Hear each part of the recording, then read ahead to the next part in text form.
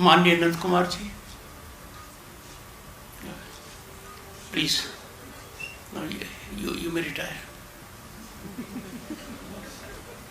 I will retire at the right time. August 2027. Subject to divine intervention. 21 जुलाई 2025 को देश के उपराष्ट्रपति जगदीप धनखड़ ने अचानक स्वास्थ्य कारणों का हवाला देकर अपने पद से इस्तीफा दे दिया और इसके बाद उनके इस्तीफे को लेकर सवाल उठ रहे हैं। विपक्ष सवाल उठा रहा है कि अचानक से जगदीप धनखड़ ने इस्तीफा क्यों दिया, तो सत्ता पक्ष कह रही है कि विपक्ष का काम है बोलना और किसी के स्वास्थ्य को लेकर भी विपक्ष मुद्दा बना सकता है, बोल सकता है।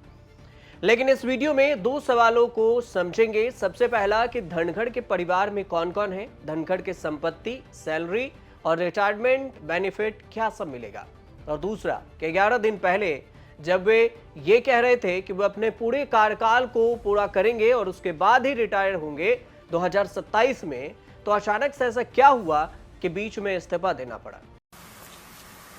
माननीय Nand Kumar ji, please you may retire. I will retire at the right time. August 2027. Subject to divine intervention.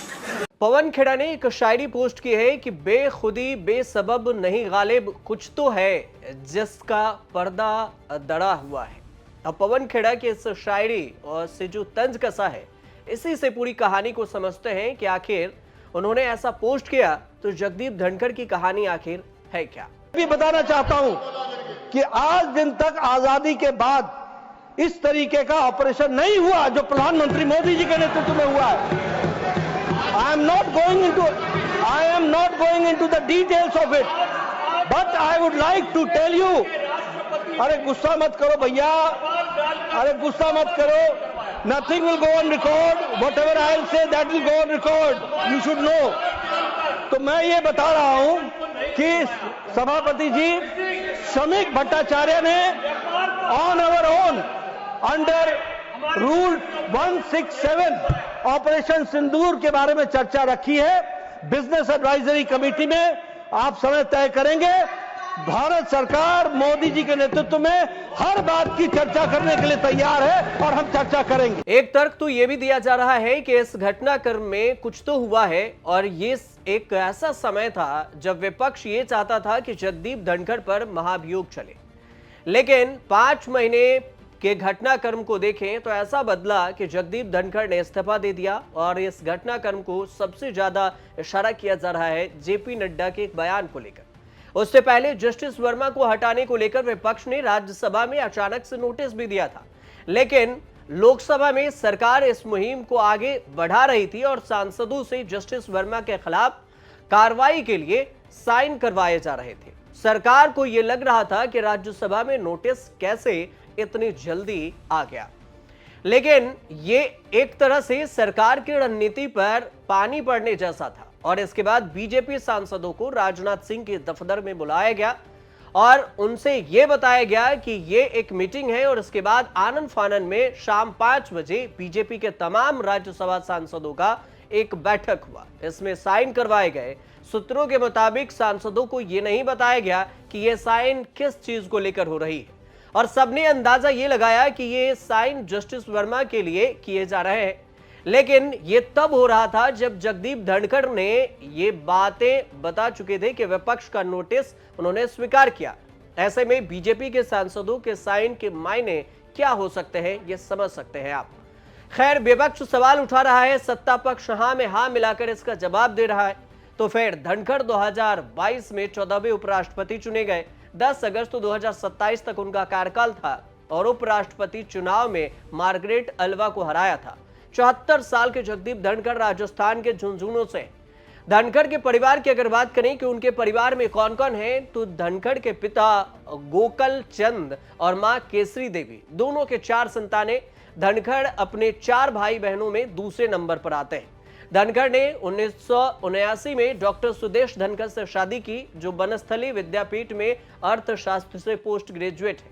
1994 में उनके एक बेटे को, जो दीपक धनखड़ हैं, 14 साल की उम्र में ब्रेन हैमरेज से उनका निधन हुआ। और अब इकलौता बेटी हैं कामना, जिनकी शादी कार्तिकेय वाजपेयी से हुई है।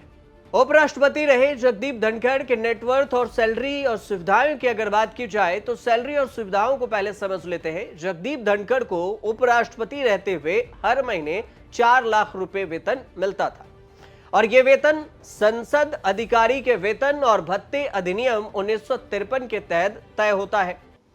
2018 में इस अधिनियम में संशोधन किया गया था, जिसके बाद उपराष्ट्रपति का वेतन 1,25,000 से बढ़कर 4 लाख रुपए प्रति माह हो गया था। वेतन के अलावा उपराष्ट्रपति को कई अन्य सरकारी सुविधाएं और भत्ते भी मिलते हैं। इनमें सरकारी आवास, जिसे दिल्ली में उपराष्ट्रपति भवन है, यह फ्री आवास होता है। यह करीब 6.5 एकड़ जमीन में फैला हुआ है। चिकित्सा सुविधाएं भी इन्हें दी जाती है। उपराष्ट्रपति को और उनके परिवार को मुफ्त में स्वास्थ्य सेवाएं, फ्री यात्रा देश भर में कहीं भी, ट्रेन और हवाई यात्रा, संचार जैसे free landline, mobile phone bill, दैनिक भत्ता, आधिकारिक कामों के लिए डीए दिया जाता है। सुरक्षा और स्टाफ Z+ श्रेणी की सुरक्षा होती है। सरकारी वाहन होता है, ड्राइवर होता है और ईंधन की सुविधाएं भी मिलती है। कार्यालय खर्च भी मिलता है। दफ्तर के रखरखाव और संचालन के लिए अलग से भत्ता भी दिया जाता है। जगदीप धनखड़ के नेटवर्थ से जुड़ी हुई कोई भी सार्वजनिक तौर पर जानकारी उपलब्ध नहीं है, लेकिन मीडिया रिपोर्ट्स के अगर माने तो उनके पास करीब 8 करोड़ रुपए की संपत्ति है। इनमें से चल संपत्ति की कीमत करीब 4.5 करोड़ रुपए बताई जाती है और अचल संपत्ति 3.5 करोड़ रुपए का है। अब अंत में यह समझ लीजिए कि जगदीप धनखड़ अब इस्तीफा दे चुके हैं, तो अब इस्तीफा के बाद उन्हें पेंशन के तौर पर कितनी सैलरी मिलेगी, पेंशन कितना मिलेगा और सुविधाएं कौन कौन सी मिलेगी। भारत के उपराष्ट्रपति को हर साल 4,50,000 रुपए पेंशन मिलती है और यानी इसे महीने में देखें तो 37,500 रुपए प्रति माह इन्हें पेंशन दी जाती है। एक और चीज है, जो उपराष्ट्रपति को अगर दुर्व्यवहार के कारण हटाए जाते हैं, उन्हें हटा दिया जाए तो उन्हें पेंशन और बाकी सुविधाएं नहीं दी जाती, जबकि धनखड़ के साथ तो ऐसा कुछ है नहीं। और यदि कोई व्यक्ति इस्तीफे के तुरंत बाद किसी अन्य संस्था से लाभ लेने चला जाता है, जैसे राज्यपाल बना दिया जाए या राजदूत बन जाता है, तो फिर ये सारी सुविधाएं उन्हें नहीं दी जाती। सरकारी आवास भी नहीं मिलता है अगर वो किसी दूसरे सुविधा को तुरंत ले लेते हैं तो। फिलहाल सरकारी आवास की सुविधा कुछ टर्म के लिए इन्हें दी जाती है, जब तक वो अपना कोई दूसरा घर न ढूंढ लें। फिलहाल ये पूरी जानकारी थी जगदीप धनखड़ को लेकर, और आपको अगर ये रिपोर्ट सही लगी हो तो हमारे चैनल से जुड़िए, सब्सक्राइब कीजिए और देखते रहिए न्यूज़ तक।